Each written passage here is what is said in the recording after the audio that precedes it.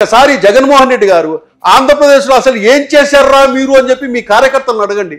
ఏం చేశారా మీరు నాయనా అని చెప్పేసి మీ ఎమ్మెల్యేలను అడగండి, మీ మంత్రులను అడగండి, చెప్తారు.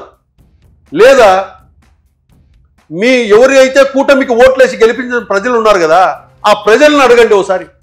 ఎందుకయ్యా నన్ను ఓడించారు, నేనేం చేశాను అని చెప్పి అడగండి. వాళ్ళు ఏం చెప్తారో వింటారు. జగన్మోహన్ రెడ్డి గారు ఇకనైనా మారండి. ఇప్పుడే మీరంటే భయపడి వస్తున్నారు. మళ్ళీ ఎలక్షన్స్, మళ్ళీ నా జగన అనే స్టేజ్లో ఎందుకంత భయానక వాతావరణం సృష్టించారో ప్రజలలో ఆ భయం అనేది ఉంది.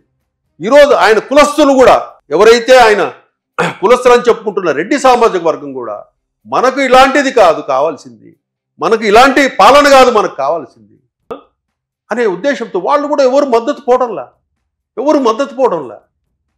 ఎవరు పాటికి వాళ్ళు మౌనంగా పనిచేసుకుంటున్నారు. మిగతా సమాజంతో కలిసిపోయారు. మనకు చెడ్డ పేరు వచ్చింది రెడ్డి సామాజిక వర్గానికి అనుకుని, రెడ్డి సామాజిక వర్గానికే చెడ్డ పేరు వచ్చింది ఈ గత 5 ఏళ్ల పాలన అని చెప్పేసి వాళ్ళు కూడా మౌనంగా ఉంటున్నారు. వాళ్ళు శాంతిని కోరుకుంటున్నారు. వద్దు, మనకి ఇట్లా కాదు కావాల్సింది, మన పిల్లల వాళ్ళు మనుషులే కదా, గత 5 ఏళ్ల వరకు కూడా అందరితో కలిసి ఉన్న వాళ్లే కదా రెడ్డి సామాజిక వర్గము. వాళ్ళు చదువుకున్న వాళ్ళు, మంచి విజ్ఞానవంతులు, పెద్ద పెద్దోళ్ళు ఉన్నారు కదా, వాళ్ళకి ఆలోచన తెలుసు కదా, ప్రభుత్వం ఏంది, పనితీరే ఉంది, రాష్ట్రంలో ఏం జరుగుతుంది, వాళ్ళు ఏం చేస్తారు, జగన్మోహన్ రెడ్డి ఏం చేస్తున్నారు అందరూ చూశారు కదా. చూసి ఇది కాదు పాలన, ఇలాగైతే గనక కష్టం అని చెప్పేసి వాళ్ళంతా దూరం జరిగిపోయారు. దూరం జరిగి కూటమికి ఓట్లేసేసారు. కూటమికి ఓట్లేసుకొని ప్రశాంతంగా ఉన్నారు.